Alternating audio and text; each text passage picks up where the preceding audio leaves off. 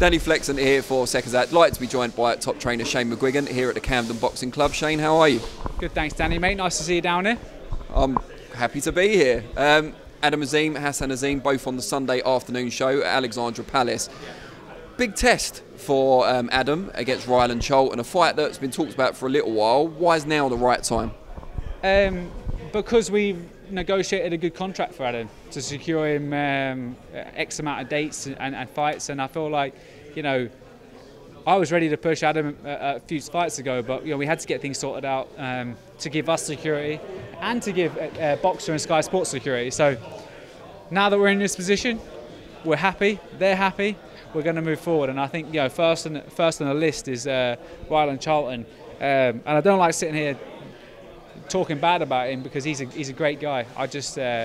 I feel like it's a perfect fight for us to showcase Adam's talent, because I think he's tough enough to allow it to go rounds. So with that in mind, are you looking at Adam getting a chance to show all of his skills rather than just going to blast him out of there early? I think we're going to have to show skills. You know, I don't think you could.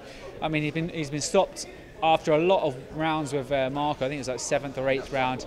Yeah, up at welterweight, Marco's a big welterweight as well. So, and punches hard for it. So the fact that, you know, he got broken down up there. You know, he had round after round, Marco was chipping away at him.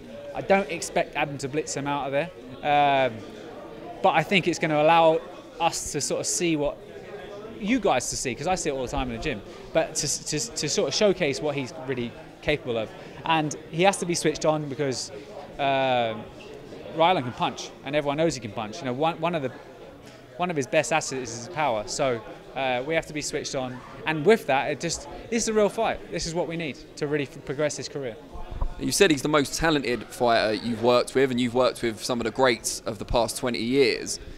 Is he the one with the biggest superstar potential in terms of crossing over, becoming a mainstream star? I don't think. The only superstar I really coached to date has got to be David Hay. The guy that can walk down the street and get hassled you know, he's just, everyone knew who he was. Yeah, you have Amir Khan, you have Ricky Hatton, you have David, and like obviously you got AJ and people like that after that. But I really believe that Adam is going to have that sort of crossover star potential, because you know, being a British Pakistani kid as well, there's no one really flying that flag ever since Amir Khan, and even before Amir's just retired, he was dormant for years, you know. So that fan base is starved, and I think they're going to get so far behind Adam, and like, he's a nice kid, he talks well, he's approachable, he's not arrogant, and it's likeable. I'm watching both brothers on the pads, and they both look very sharp. But if anything, Hassan, to me, untrained eye, looked like the bigger puncher. Is that accurate? He's a bigger man. Look, Hassan's knocked out super middleweights in the gym. Like, he's a massive puncher. Technically, he needs a little bit of work. He needs work to feel comfortable in there. You know, he's not his brother that slips and slides and misses every shot. So he has to work a little bit more traditionally when it comes to hands up high, blocking, taking his feet in and out with him. But there's been some amazing fighters that fight like that. Do you know what I mean? So I've got so much hopes for him, and like, from what I've seen in the gym with Hass, he's got so much of that, and he's got so much punching power, and he's eager to learn. It's just hard to compare him to his brother, because his brother is technically further on, you know, and almost experience-wise he's further on. You know what I mean? We've had him sparring with more elite fighters from an earlier age. Mainly because it's hard for us to get these guys to come in. But everyone that Hassan's sort of been in with, he's always done really, really well. Let's talk about some of your other fighters, starting with the world champions. Daniel Dubois, obviously big fight for him coming up on the same bill as Fury Chisora 3. What do you make of that challenge? Because I know you were eager to get him in with like a Dillian Whyte or even Chisora himself, and that's not happened this time around. You know what it's like with politics, and especially these guys that have been beaten a few times, like Chisora and White. They want to wait on the Furies. They want to wait on the AJs. You know, Chisora's just managed to get himself a fight with Tyson Fury, and Dylan that's trying to get himself a fight with AJ. So I completely understand where it's coming from them. We're a little bit far away from AJ and Fury when it comes to Daniel, because they're not going. They see it as such a big risk. Why would they box a guy like Daniel Dubois, who's been beaten by Joe Joyce or whatever. So, but that will all be brushed aside, because I feel like once he gets rid of Kevin Lerena, we need a big name. We need someone that people can, get behind and sort of get interested in.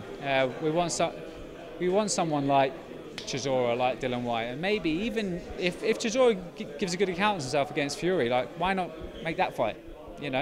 I feel like White's going to wait out, and he's going to wait out on the AJ fight, and then really if he gets beaten again with AJ, he might pack it in. You never know what's going on with these guys, but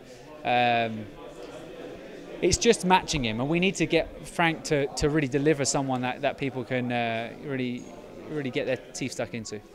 Now, talking of the heavyweight division, Usyk's just been ordered to defend one of his belts against Filip Hrgovic and probably give it up. Then you've got Fury fighting Chisora. He wants the undisputed, he says, but he's also talked about fighting AJ again. Then you've got AJ and White seemingly lined up if White gets past Jermaine Franklin. How do you assess Daniel's kind of path to getting to that top level? Well, we're the WBA regular champion, so we also will be ordered to box Usyk pretty soon. So that's why, we've got ourselves a southpaw in Kevin Lerena. He hasn't boxed a southpaw to date, so we need a prep. We need a prep for that fight. He needs to. There's one thing doing it in sparring, but there's also another thing doing it underneath the lights with the crowd going and trying to find the shots for a southpaw. So, but at the same time, if an opportunity comes up to box Usyk, we got to take it. You don't get a chance to box for for a unified world title very often, especially up at heavyweight, because there's so many people in line for that. For that opportunity. You got Joe Joyce with the WBO. He's in line for it. You got Hrgovic with the IBF. You got Daniel for the WBA. Obviously, you got the WBC. You got Wilder and Ruiz about to fight for a final eliminator for Tyson Fury's. So politics. If something comes up, we're going to take it. Now, you've got Lawrence Okoli, of course, been inactive for a while. We've talked before about the contractual situation. I can't talk about anything to do with his contractual situation because it's nothing to do with me. I don't manage Lawrence. Me and him are on good terms, but obviously he's based in Dubai. He's got nothing on the horizon. So for now, it's like he's out ticking over back in Dubai, and hopefully he can get his situation sorted and then get boxing again, because it's a shame because he's such a great talent. Presumably, you also can't comment on his recent social media comments. No, that's fair enough. You have to ask, and I have to deny. That's absolutely fine. Decline. Yeah. Let's talk about a couple of fighters that may soon become world champions in your stable. Ellie Scotney's been nominated to fight Chernica Johnson, IBF belt. How excited are you? She's kind of been on the cusp of a world title shot for a little while. Really excited. The IBF is a great belt, and I feel like they've honoured their, ever since. I mean, when I worked with Frampton, we were in line to box for the WBC and the IBF, and we chose the IBF. I feel like they're a really good governing body, because when you are mandatory, they will push it through, just like they have done with Hrgovic as a heavyweight. So happy to get that fight, and I think it's a really winnable fight for Ellie in this one, and hopefully we can get that early February. Over here. Yeah. Excellent stuff. And then Chris Billum-Smith back out in hometown Bournemouth, December the 17th. He seems on the cusp of a world title shot. Again, Okoli struggled to unify. It's not easy to get a world title shot at cruiserweight at the moment. We spoke to Gulamarian last week. He's only just come back he's coming back after nearly 3 years out. How do you navigate CBS's path to a world title, or at least a world title shot? Yeah, I mean, we're really, we're in line with the IBF. So he's so highly ranked with the WBA, and then the WBO, obviously Lawrence, they're gym mates, and then the WBC is with Makabu. So, and with Don King behind him, I mean, he's living in like cloud nine. I think he asked for $10 million to fight for a unification fight with Lawrence Okoli. So we haven't really gone that route. But Optea is the guy that's just beat the number one in the division with the ring belt as well. So when Marius Bradis. So when it comes to obviously Lawrence, bar Lawrence, where we're talking about, he is the number one in the division. Optea is. So that would be a great fight for us to try and win, because I just think he had a great night against Bradis. Optea did, but Bradis looks slow from the opening bell, and he didn't fight at the pace that he should have. He obviously they both hurt each other, but Optaya's jaw was broken in 2 places. He's had a long layoff, and I just feel like it's a great fight for us. And you know, what's there to lose? A guy like Chris that's come from the amateurs with 43 fights, he won 31 of them. Didn't get on GB. He's been British, Commonwealth, European champion. He's in line for a world title fight. He's ranked in the top 10 of all governing bodies. He's done incredibly well. Why not let's go and tip it off. Let's go and beat the world champion. And before we move on from your gym, just a quick note about Anthony Fowler, Caroline Dubois. What's next for them? Well, Fowler's up the road at home with his missus. I think he's contemplating what his next move. He's got quite heavy. I spoke to him a couple of weeks ago.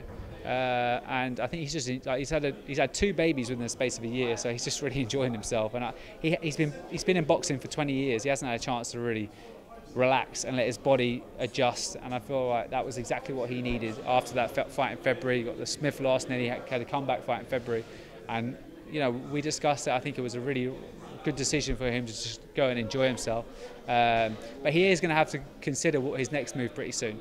And then Caroline Dubois is boxing on December 17th in Bournemouth. We're going to step her up from 6-rounders to 8-rounders, and we're going to try and get someone in the top 10 because it's a real tricky one. I believe she's good enough to win a world title tomorrow. It's just getting the experience now. So let's match her with people that have been in there with the likes of Katie Taylor, like that last one, the likes of McCaskill and people like Chantel, like former opponents of theirs, and let's do our thing. What did you make of Chantel's win? Obviously, I know you guys aren't together anymore, but you did a lot for her development, and usually, we talked about Josh Taylor in the past, you get a sense of pride out of what they go on to achieve. Yeah, I think so. I think it was a great fight. I mean, it wasn't a good display of boxing. From Chantel's point it was, but from McCaskill's point it wasn't. It was very scrappy, but at the same stage, undisputed world champion. Another one that's left the gym and become undisputed. So they must have done something right, Josh Taylor and Chantel Cameron. Lee McGregor might be next. Yeah, there you go. Something I did want to get your take on before I let you go. There was a YouTuber influencer style show out in Dubai over the weekend. Floyd Mayweather had an exhibition with Deji. I don't want to say fought, but then he stopped him, so I'm not sure what category you put it into. But that was the main event. Tommy Fury was on the card as well. What do you make of that show and just the general kind of scene, if you like, crossover influencer boxing? I didn't watch it. I've seen highlights on DAZN and stuff like that. It's good for boxing to draw attention to the sport and to draw in different fans. Great, ticks all those boxes. But you wouldn't see it in football. You wouldn't even see it in UFC. Someone going, I'm going to go and have a UFC cage fight with, whoever, I don't know, Conor McGregor or something like that, because they wouldn't sanction it. We don't watch UFC. I don't, sorry, yeah. they don't sanction it, and they wouldn't sanction it. But us in boxing, we got so many governing bodies, so many different organisations when it comes to different countries and stuff. They just let it go, and they're using boxing as a platform to jump in with the best. Yeah, you wouldn't watch a five-a-side football match with like Ronaldo and some YouTuber, would you? But you'd watch a boxing match, or not. I wouldn't, but some people would. So yeah, it's a bit discrediting to boxing, but at the same time, it's bringing in different fans. So there's an argument for either, but let's not see it go on too long. We saw Paul Bamber, who was supposed to fight Tommy Fury. He's done a few interviews, including with our channel, a few others, talking about how he was pressured into taking a fight at a different weight. Eventually, he was replaced. Not sure how true all of it is. We'd have to speak to Global Titans. But you nearly worked with Tommy before he was supposed to fight Jake Paul. Are you kind of disappointed how his career's going at the moment? You know, he's got ambitions of being a world champion, but he seems to be getting bogged down in this YouTuber area. It's money. At the end of the day, it's money. You know, you can fight a 6-rounder and 8-rounder against nobody, some half-decent guy domestically, or you can box a guy that's not much better or potentially worse for millions and millions and millions. So I understand it from Tommy's point of view, but I think he wants to clear up that scene before going on to fighting for real titles. It would be hard though, wouldn't it? If you're getting paid like 4 or 5 million to box Tommy Fury, Jake Paul or someone like that, to then go back to like 50 grand or something in the box for like a British title. So yeah, it's not disappointing because I understand it. He's going to have a baby on the way. He's got a young family, so it becomes business. But my passion in boxing, though, I mean, I've had world champions, and I've worked with all these different people, and I'm still working with guys like Hassan that are doing 6-rounders. It's not a financial thing for me, even though it might have been said it a lot of times. It's, you look at the longer picture and think, like, or the bigger picture, and think, you know, that's where they are going to go to.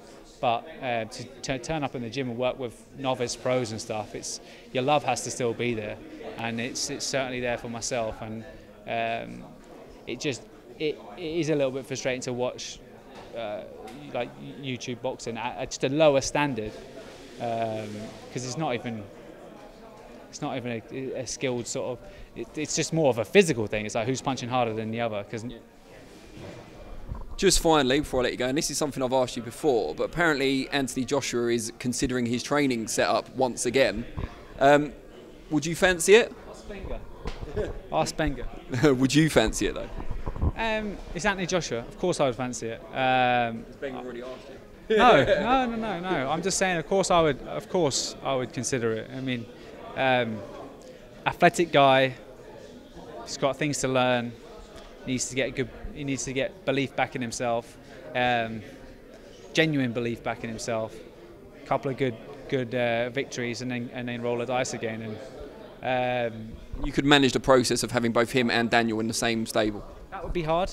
Of course it would. Did it with Chris and CBS. Sorry, CBS and Lawrence. My bad. Yeah. My head's away with it. I've got a 10-week-old child. I'm so sleep deprived. But yeah, no, exactly. But of course, it's one of them ones that you're always going to have to manage. But